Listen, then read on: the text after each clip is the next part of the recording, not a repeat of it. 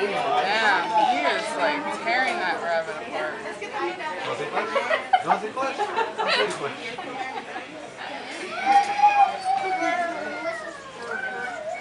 like the ugliest looking bird ever.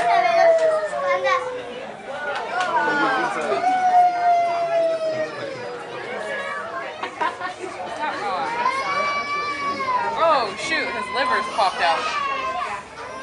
See all his innards? Yeah.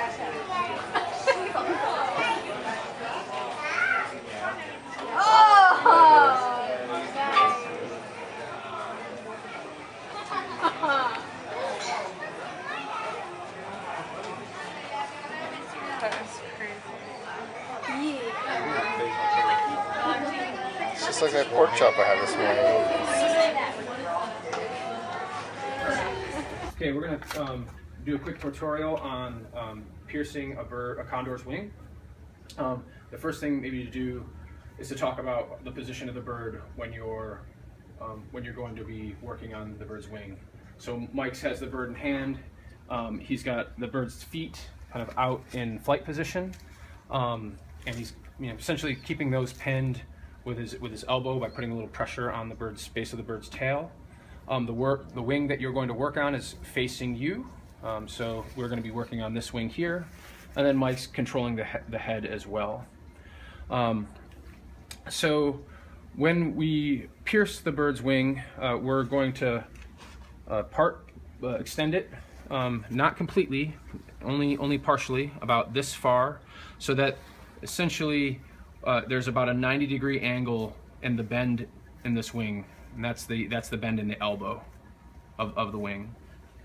The next thing we're going to do is we're going to decide on where we're going to place the transmitter or the tag. And so the placement on condors, sometimes it helps to use a little alcohol just to get the feathers out of the way. And you'll notice this bird actually has a hole in its wing already. Which instead of piercing we're going to go through, but I'll talk about placement now.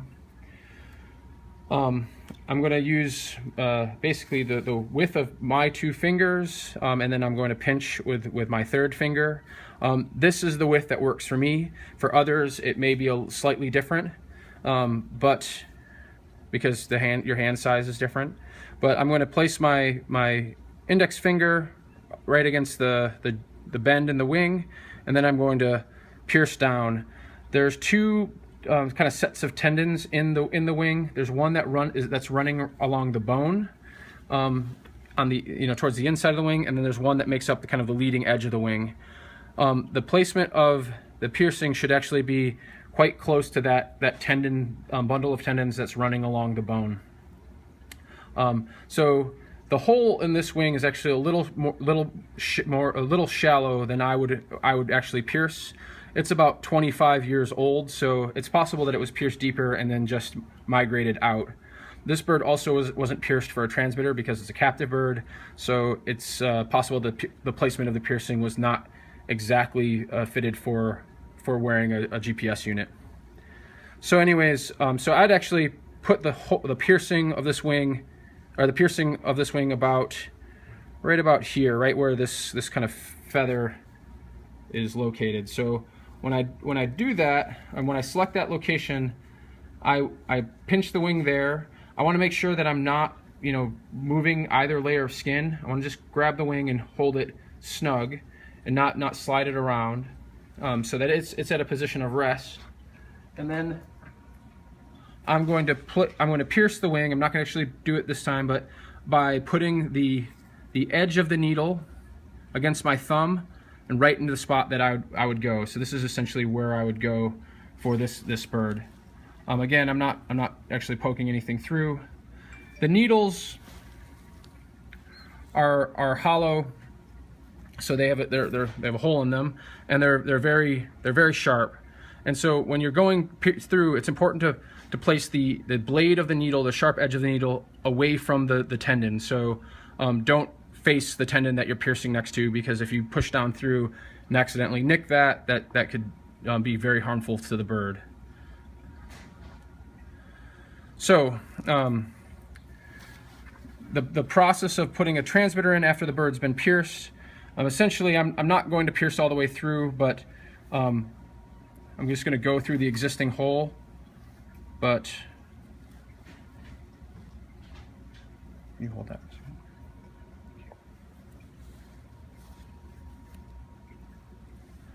But I'll put this here as a little bit of a placeholder. So this plug, and this will protect the bird as well. So again, the wing out extended. Again, I'd pierce a little bit deeper, but since this bird has a hole in it, so the needle is actually going to go down through the bird. You'd be pinching, so I'd be pinching right about here. The bevel will be away from the tendons, and then I'd be going through. So once the needle is through the wing, you want to cap it with a rubber stopper, like I'm using just as a placeholder, so that it doesn't stab the bird or cut the bird on the inside of its wing. And once the needle's placed, you can actually close the wing. You can look at the fit, and just kind of examine your placement.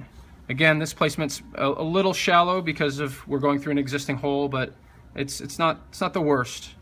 But I'd definitely go a little bit deeper. The next step would be actually placing the transmitter on. So the transmitter, we've actually got two pieces. So we have the transmitter itself. When you purchase the transmitter from MTI, it doesn't come with this plastic cuff. It's just the unit and a post. We put this cuff on using all flex tag material. We cut that custom. I've already given Toby the template for that cuff, and then we fit it with also a wing number tag. That number tag wants to go on and fit pretty snugly against the cuff, such that when it's all put on, there's no real major gaps and nothing's really bunched up. It's just kind of running smoothly along the inside of the transmitter. And that will be more comfortable for the condor wearing it. So now I have the post of the transmitter, and this is the real benefit of using a piercing needle, is that we can just go right into the back of the piercing needle. It fits, the post will fit right into the back, like so, and then I'll slide the post through the wing, and then the needle will come out the other side. So now the needle is removed. To kind of finish up, basically we're just taking the holes that you have in your wing tag and your cuff and putting them through the post. And now I'm taking a Teflon nut and placing it on the transmitter, or on the post. That's just on there. When I tighten it down, I'm actually not tightening very much. I'm actually just screwing the nut on just so that the Teflon in the nut, so this is a Loctite Teflon nut, is just threaded through, so that it's flush with the end of the nut. So the post is flush with the end of the nut. I'm not torquing down any more than that, because the transmitter really isn't meant to clamp or pinch the wing at all. It's basically just supposed to fit like a cuff, and not pinch or really cause any pressure on the wing itself. So now we have a number that we can see on the underside of the wing, a number we can see on the top side of the wing when the bird is perched. The way that you can assess your placement is how close this leading edge of the transmitter is to the leading edge of the wing. So ideally, and this is where we're not as deep, this is why we're not as deep as I like, but you know, we don't want to be able to fit really any space or anything underneath or in this little space here. We should be a little more flush than we are now. But again, this isn't the worst placement. a little, the more shallow you are, the more likely you could have the transmitter kind of rolling forward, which will lead to the transmitter ripping out of the wing. So any sign of a transmitter flipped up like this, where the antenna is kind of pointing out in space or out in the air and not running against the wing, is a bad sign. That's definitely not an appropriate transmitter placement, and it's one that you'd like to remove if you can get your hands back on the bird, because it's going to fall off on its own if you don't.